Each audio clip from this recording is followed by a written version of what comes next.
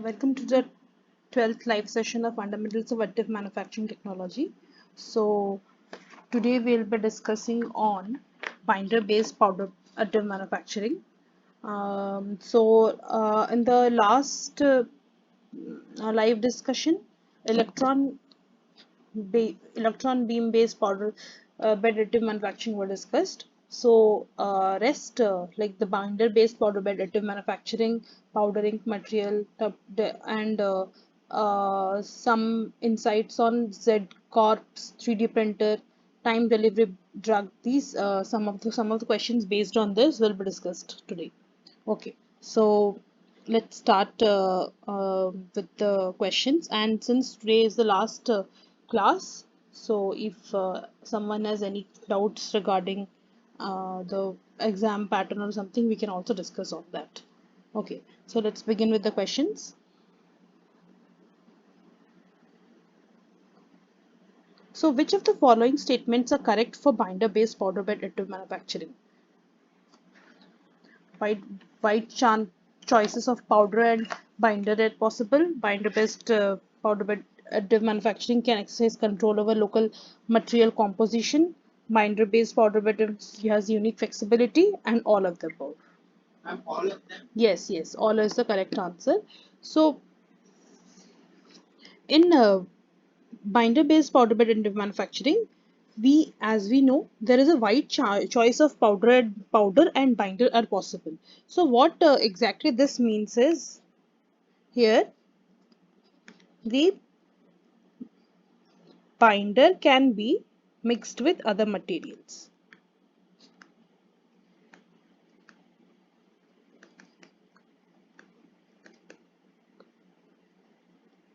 and this is done, this different mixing of properties of materials, this can be done by different printer heads. Okay, so next is there can be, and since different, it can be mixed with different material, so automatically we can have a control over different the local material composition.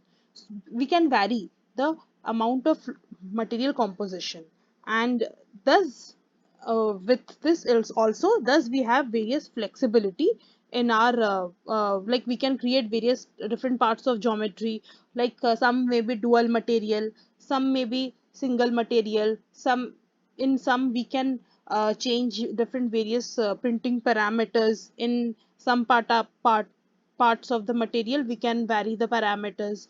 Oh, and as we change the material and parameters, with that, all the linked mechanical properties and material properties will get automatically changed. So it has unique flexibility. That is why it has unique flexibility. We have a massive control over the composition, structure, and texture. Control over composition, microstructure, and surface texture. So this is very important.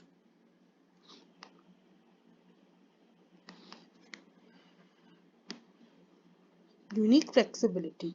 And with this, since we have multiple nozzles in this type of technology, so what will happen is the time required for production will be decreased, thus there will be a increase in production.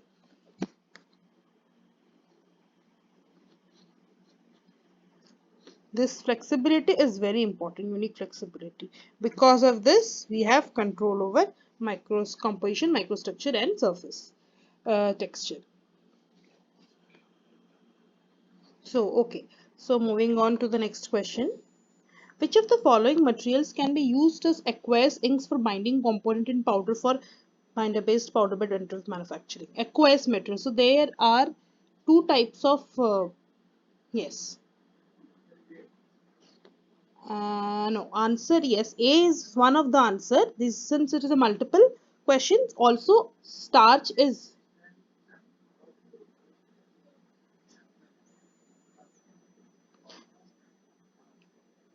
Okay, so no, see, as you must have observed in all the classes, like these all questions are multiple answers mostly. This has been like, yeah. Okay, in exams they will be giving the options. Okay, don't worry for that.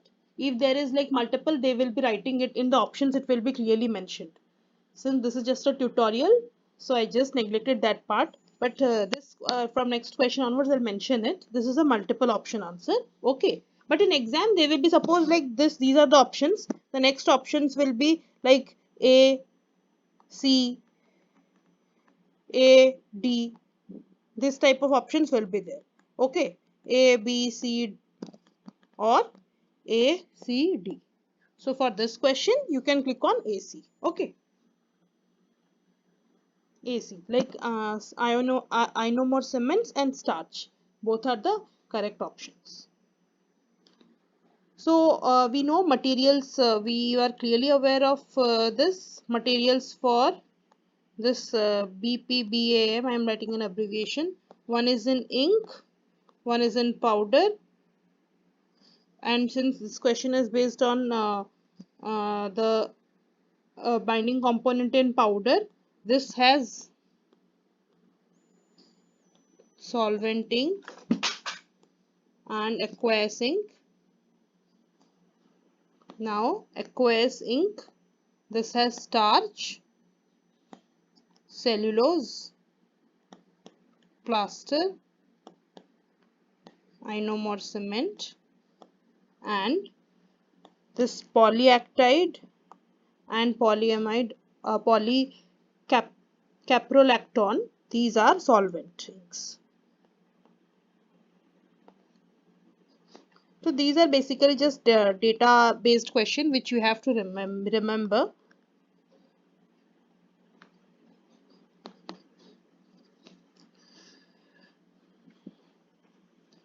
Sorry, I made a mistake.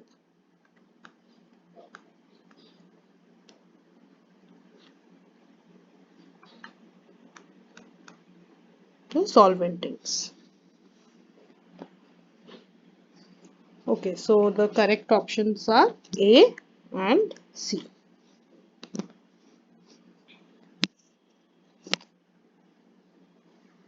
Now, like we discussed, a wide choice of powder and binder are possible. So, since a wide choice of binder possible, so we can easily have a wide control over the material composition, and we have unique various flexibility. And powder and ink material, as we know, like binding component in ink and powder both can be done. When binding component is done in ink, then we can have powders in form of ceramics, metals and polymers, which we have already seen throughout the powder bed additive manufacturing process. And the inks, those are in form of inorganic and organic manner. Okay, so moving on to the next question. Which of the following are characteristics of characteristics? So this is also multiple question, answer question. Characteristics of piezoelectric head in binder based powder bed additive manufacturing. So okay, so the correct answers is A, C and D. In only B is incorrect. So in piezoelectric head we have these following features. It is high cost, low printing speed, as compared to this low printing speed is as compared to the thermal head, and no thermal exposure, uniform droplet size,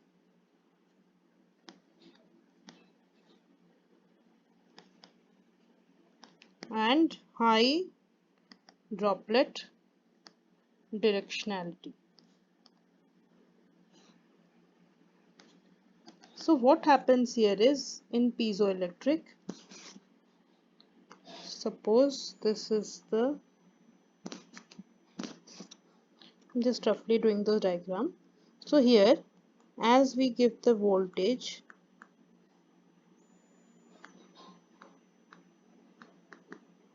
So here there is a piezoelectric movement. Okay, this thing is not there in the thermal head. Okay, thermal head. Because of this, the thermal head, in thermal head, it is a high exposure of the binder to the thermal stress, and due to that, sometimes we have non-uniform droplet size, and with this we have low droplet directionality, and because of all this, and also high printing speed is one of these factors responsible for all the in whatever I'm speaking, it is for thermal head. Thermal head is opposite to um, piezoelectric head. So in thermal head, the major thing is non-uniform droplet size. It is for thermal head, and it is one of most important criteria for differentiation. And also in thermal head, we have very high printing speed.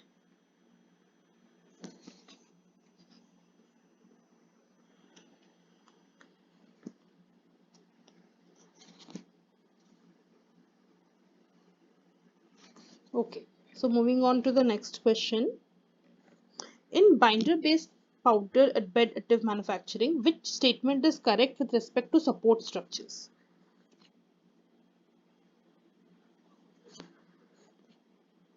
Yes, yes, correct option. Answer B and C are the correct options. Here, no support structures are required, and loose powder particles act as support structures. So, um,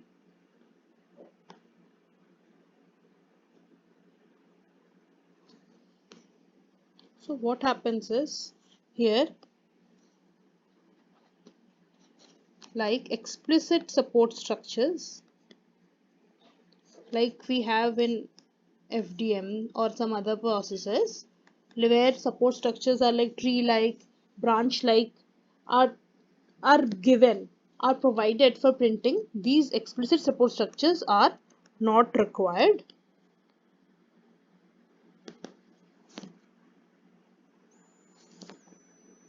And what happens is, when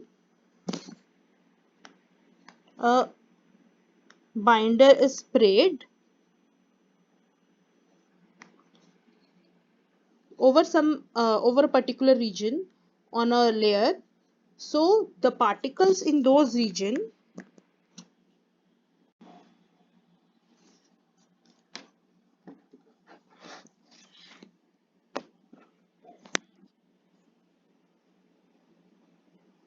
when a binder is sprayed over a particular layer,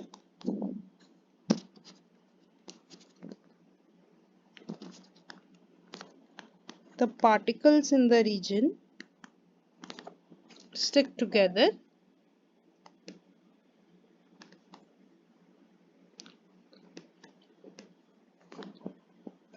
and the remaining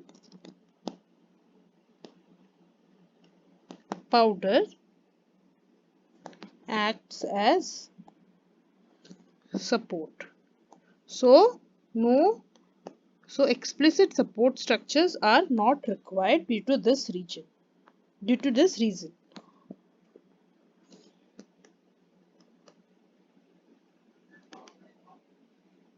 No.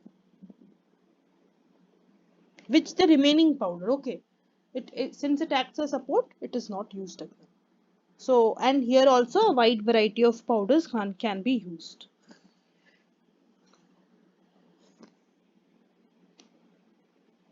And this is also one of your questions from assignment. So, which I think after this question, it may be clear for answering. You can relate that.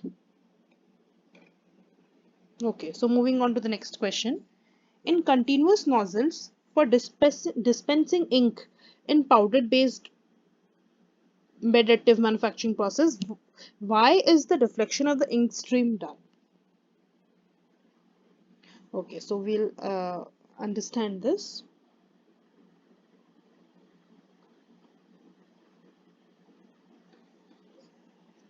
So in the continuous nozzle, suppose this is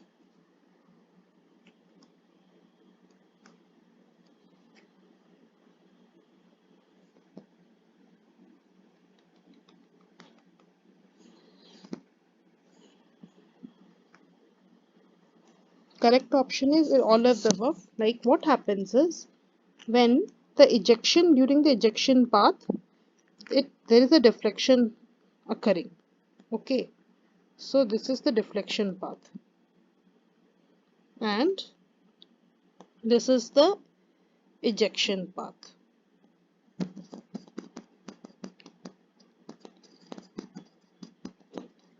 Now this is the droplet,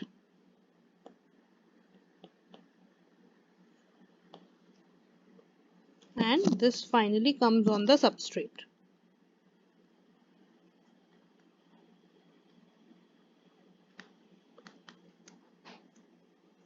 This is the nozzle. Now what happens is during deposition of the droplet on the substrate, it does not follow the ejection path, rather it deflects. Now this is done so that like it is now difficult to stop the flow of ink during printing. To achieve this, the stream is that is why deflected from its path. So this is the correct option. And due to this, what happens is it provides a very specific deposition of the ink on the print bed, which is further helpful in dispensing ink and powder binder in this method. So that is why we do the deflection of the ink stream. And in this also we have two different signals, diffraction signal and a ejection signal. While on the drop on demand method, we do not have any deflection. It is directly uh, deposited on the substrate, and that is why there is no deflection signal. That is only the ejection is carried out in that method. Also, I want to refer that in the and this deflection is carried out through a particular by applying a particular electric field.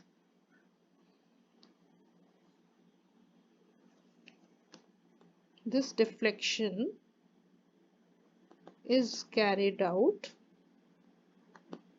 by applying an electric field.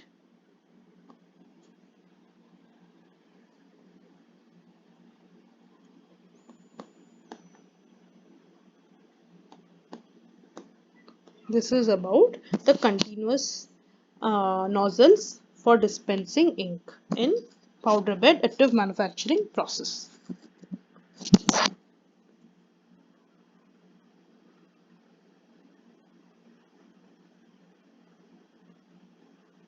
And this continuous type of nozzles, these are never used for drop on demand demand dispensing of ink methods.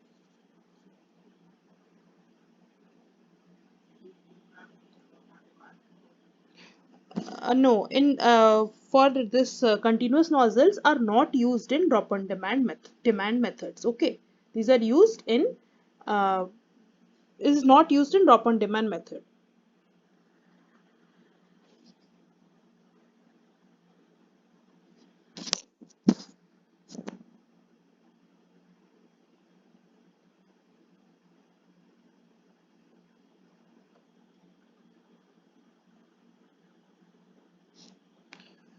Okay, I'll just write it clearly.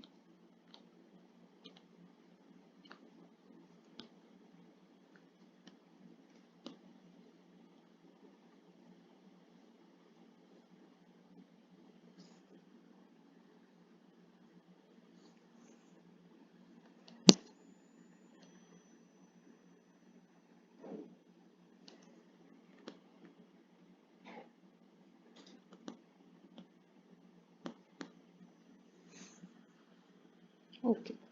So moving on to the next question. Why binder-based powder bed additive manufacturing is a suitable process for producing time delivery of drugs. Okay, so we know that in powder bed additive manufacturing process, this is used in time delivery of drugs. So why it is like no, answer is like this is suitable because it can dispense material from two different sources. It two different, so that is why it is preferred. Answer is B. See what happens is here deposition process is having the ability to control flow rate of multiple materials. So that means we we can use different you can use different sources for dispensing materials, which is also this that is why this is also used in various pharmaceutical, so it is used in various pharmaceutical companies also.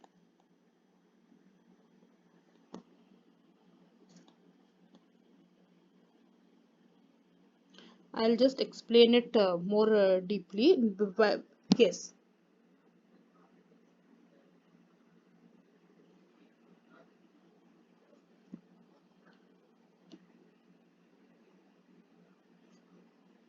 yes, I'll come to that. Yeah. Yes.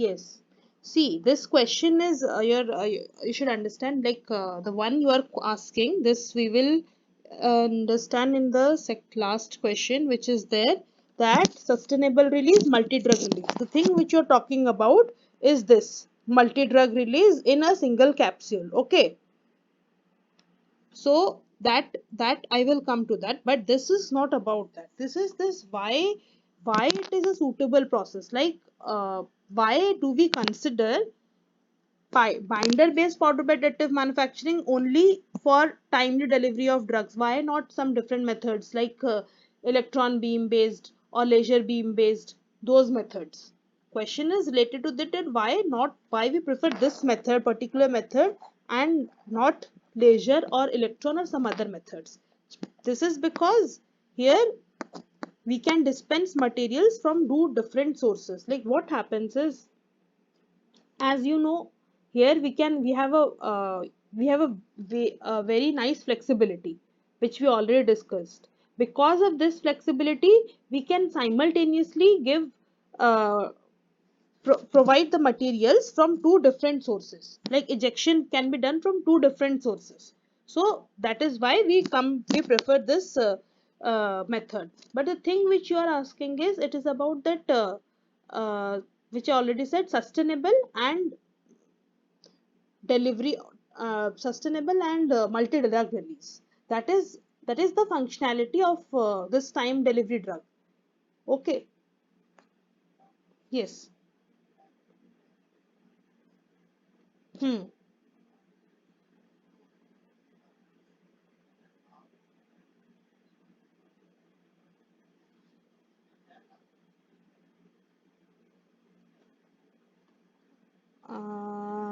Okay, so how are you saying diameter regarding varying the diameter? Hmm.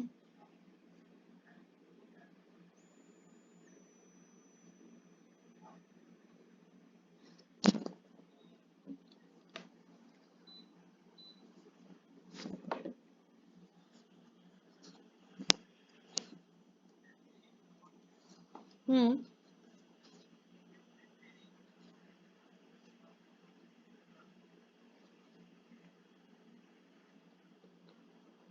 Okay, that can be another perspective. Yes, you are correct. So I think the question needs to be rephrased according to this. So okay, we can look into that angle also. So this may be correct with some particular conditions.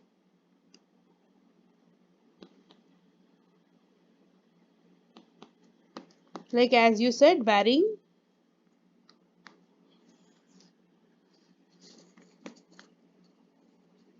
the diameter.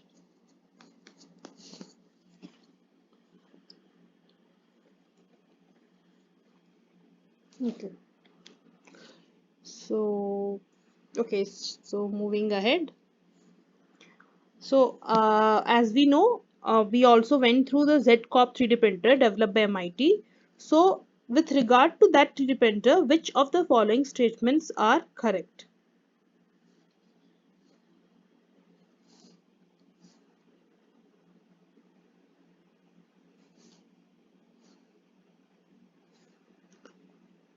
Okay. Yes, yes, B and C are correct. So, in this 3D printer, not required explicit support structures.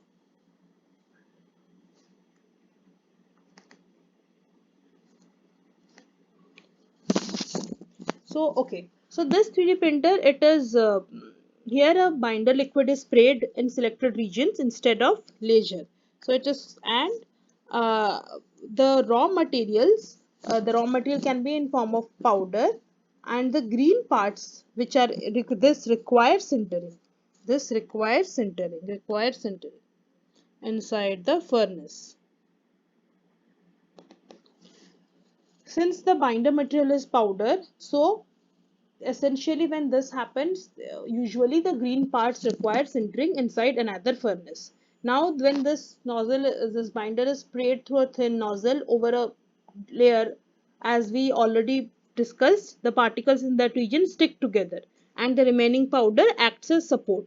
So uh, so that is why we do not require explicit support structures.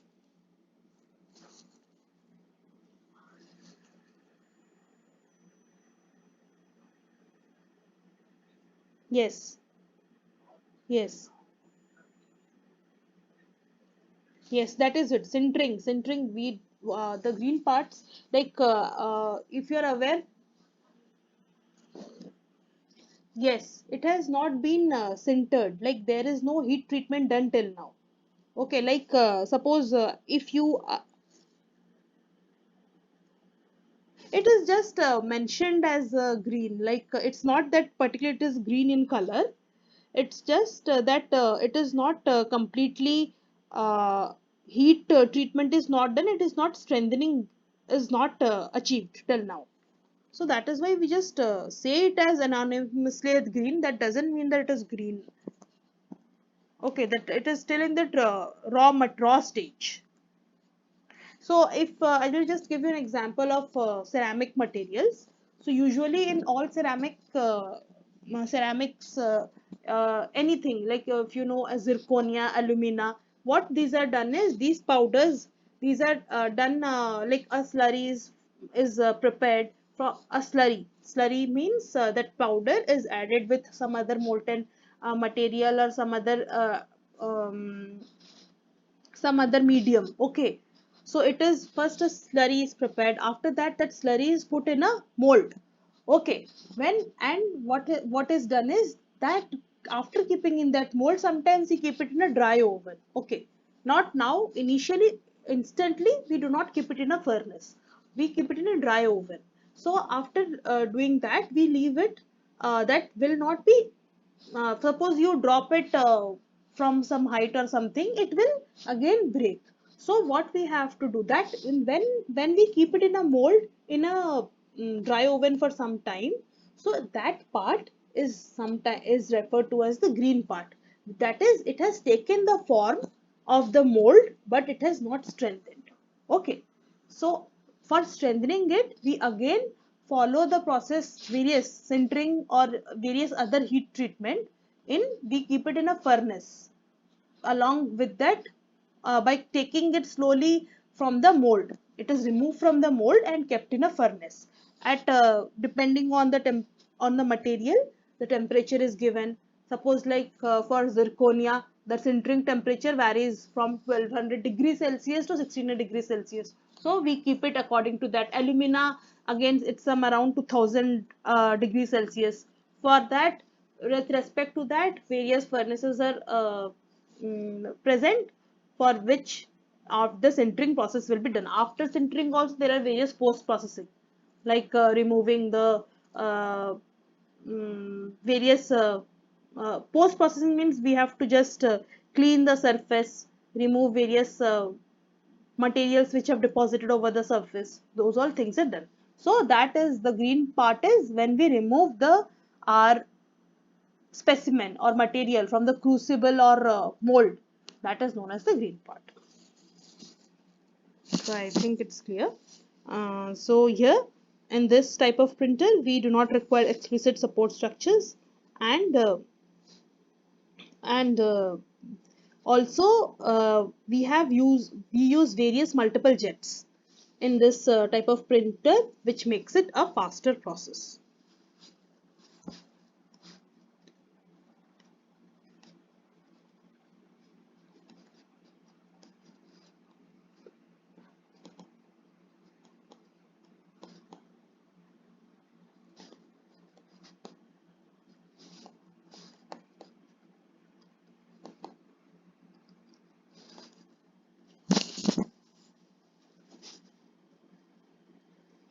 And here why it is not required, I'll still again mention it, because when binder is sprayed,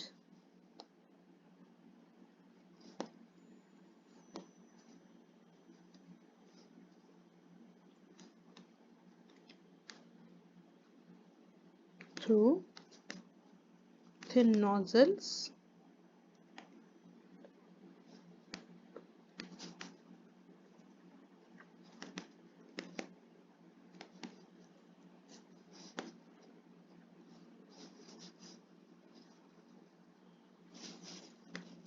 the regions stick together, the remaining powder acts as support. Okay, so moving on to the next question. Which of the functionalities are possible for time delivery drug in powder binder based powder bed additive manufacturing method?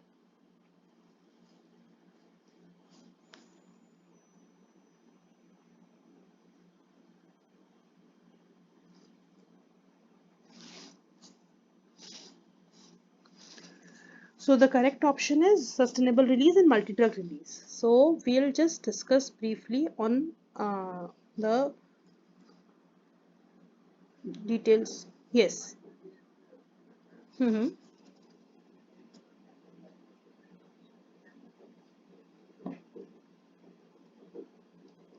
I'm not clear, like what you're asking. 45 degree? Hmm. So when this angle comes, we provide support structures, explicit support structures. Okay. Suppose you have, this is the bed, okay, and you uh, this is the zero, this is the specimen, this is the 0 degree. Now when we can make it, we can in the when we do the slicing, okay, we can keep it in 90 degree, but what will be the problem in 90 degree? It cannot stand on its own, so back side some support structures will be, explicit support structures are required. Same if we put it in 45 degree, the sample, here some support structures will be required.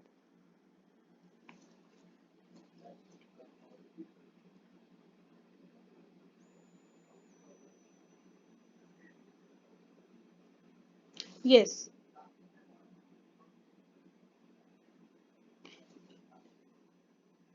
Yes. Yes, yes, yes, yes, yes, you're correct. So, since we cannot provide explicit support structures here, so that is not possible in all the cases. It will again vary from your CAD model. So, in your CAD model, if you can from initially design something and later on remove or detach it, that may be possible. Okay, so like at many times what we do, we provide some we know that that printer cannot print this, okay, because every support every structure printer cannot print it. So at that time we have to make some modifications on our CAD model so as to we can print it and later on detach it without damaging our specimen or model.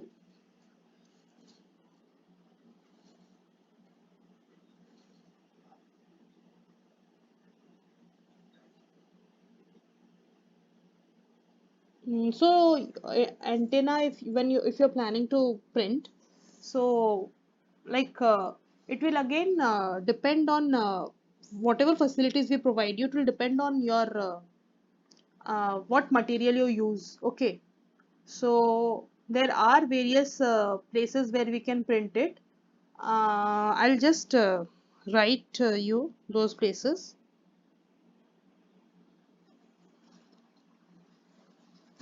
So one is this dream shapes you can refer. Okay, and next is oh,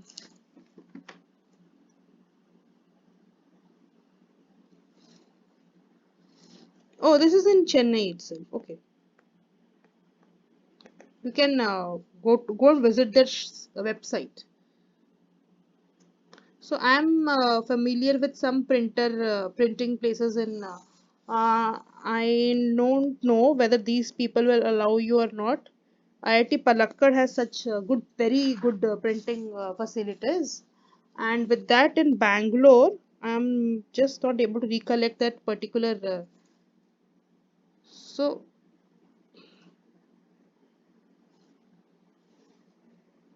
Bangalore one.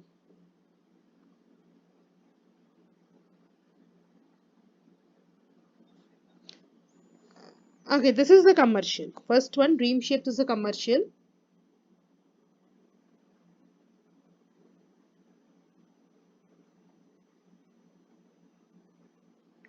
So again, you will have to think this robu.in. You will refer that in your, you can get easily their website also. Okay. And these are commercials. This one is just, you may, robu.in, that refer to the website. Okay. Yes. Next Gen 3D. This also you can refer in their website.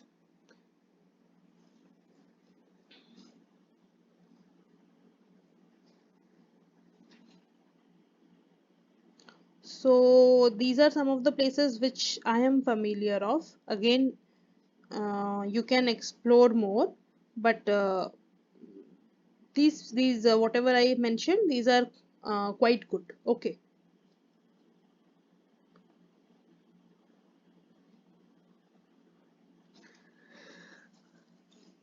So time delivery drug in binder based powder additive manufacturing. So what happens here is,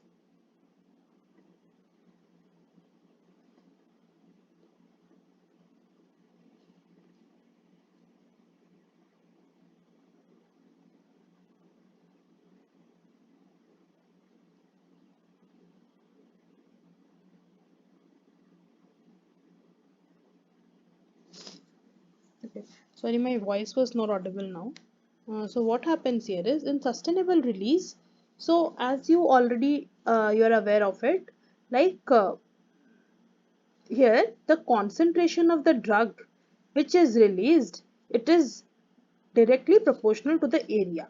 So what happens is when the rate of dissolving which is proportional to the surface area of uh, tablet. So with according to that, the release is quite uh, it is uh, it is uh,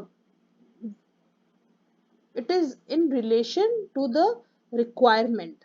With information of the concentration of the drug and matrix. So in every layer, when the drug is dispensed, drug is released, the flow rate is controlled so that we can get the desired concentration.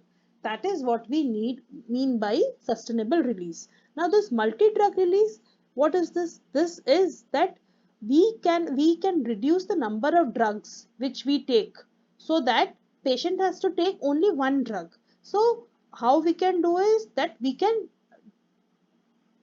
divide the drug into different zones.